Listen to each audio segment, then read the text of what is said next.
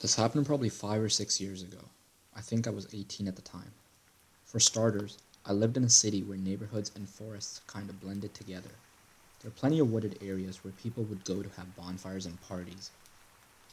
One night, after discovering that all our usual spots were crowded with people, I suggested we go to a spot that I had been to a few times nearby. I'd been there multiple times, but only during the day. The street where we park is maybe 200 feet from the tree line. It's your average middle class neighborhood. Nothing crazy is really known to happen here. So we walk in, start a bonfire, and we're all having a good time. Some of us are drinking and smoking a bit, myself included. About 45 minutes pass, and I'm a little intoxicated, but nothing major. And over the sound of our quiet music and my friends talking, I hear something odd. I can't make out what it is, so I figure maybe I'm just hearing things. Maybe another 10 minutes go by, and I hear it again, a little better this time. It still sounds relatively far away, but it sounds kind of like Velcro tearing. I stop and kind of sit there, just trying to listen while my friends carry away laughing and talking. They haven't seemed to notice, and that's when I heard a sound I was very familiar with. A zapping noise, like you hear from a taser, very brief but unmistakable. My stomach drops, and I start looking around a little frantically. My girlfriend at the time was the first to notice my distress. She asks me what's wrong, and I explain, and she immediately starts worrying.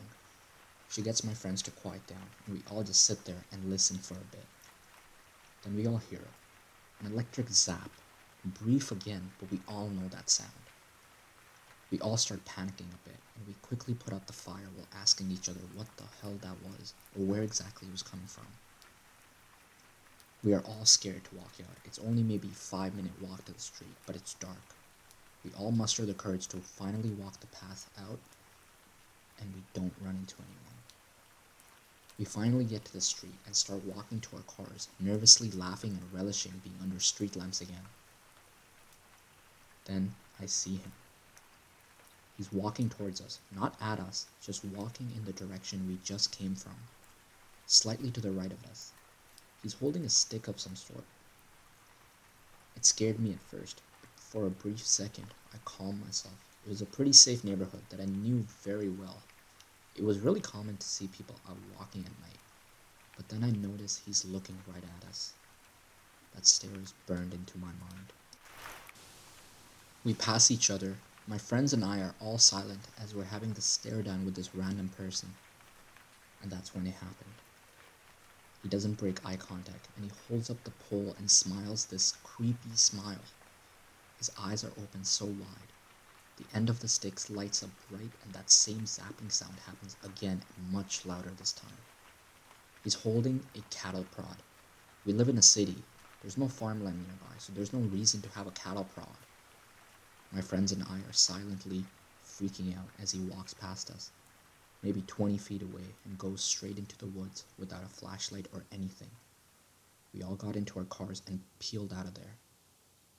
We never went back to that spot again.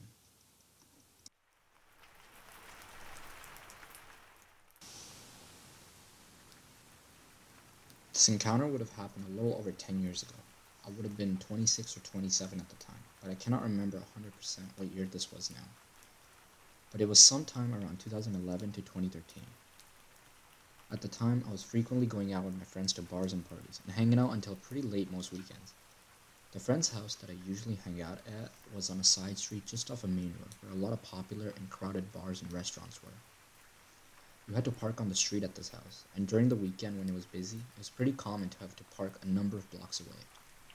The street closer to the bars was pretty nice, but if you went a few blocks in the opposite direction, it got a little sketchier at night. After a night of hanging out, I had to walk back to my car pretty late, which was parked a number of blocks away toward the slightly sketchier area.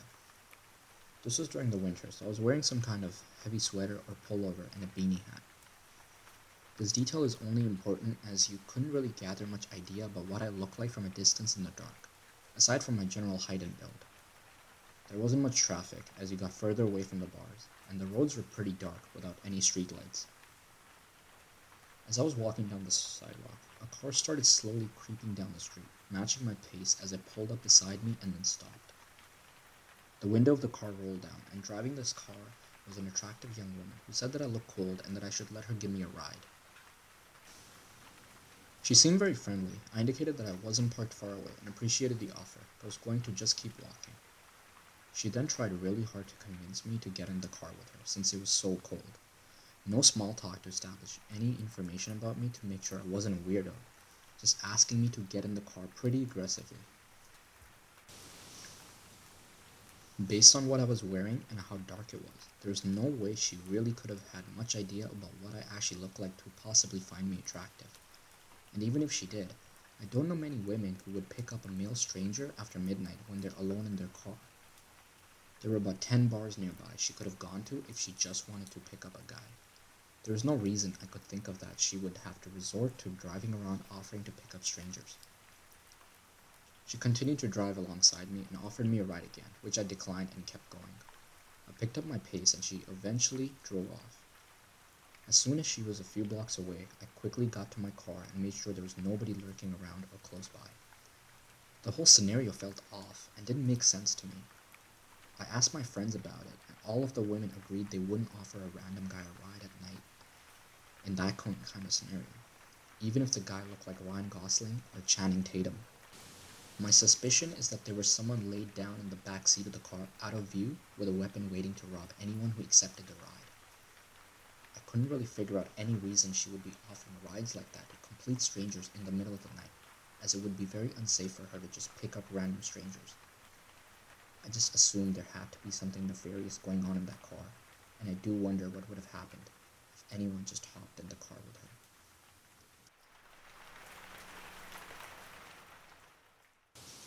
My childhood best friend Marie and I were around 11 or 12 years old at the time. Marie's family had their own campsite in a provincial park about 2 hours from our hometown and would spend the entire summer each year living in their camper out there.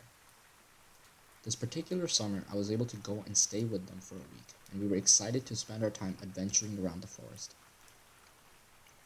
On the last night that I was there, we decided we wanted to hurry down to the ice cream shop by the lake before it closed. It was early evening at this point, still pretty bright out, but beginning to lose light. The path we took was down a short slope right next to the main road, with maybe 10 feet of thick brush and trees in between. On the other side of the forest, with more tall and thick brush. We were walking along, not seeing a single other person on the path in front of us or behind us. We hear a sudden rustling and snapping of branches, similar to the sound of maybe a deer moving through the woods. I wouldn't have thought anything of it, but then, the sound of running footsteps follows me. Marie glances back and suddenly grabs my arm, urging me under her breath not to look back. At the same time, the running stops. I don't know why I didn't ignore her and get a look myself. I guess I could sense the very real fear in her voice and chose to listen.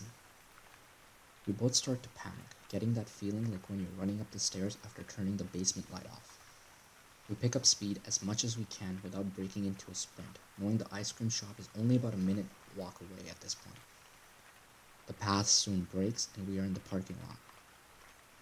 Suddenly Marie steers me hard to the left, heading towards the lake and the boat rental instead of continuing straight to the ice cream shop, and I go along with it silently, understanding ice cream is no longer an interest right now.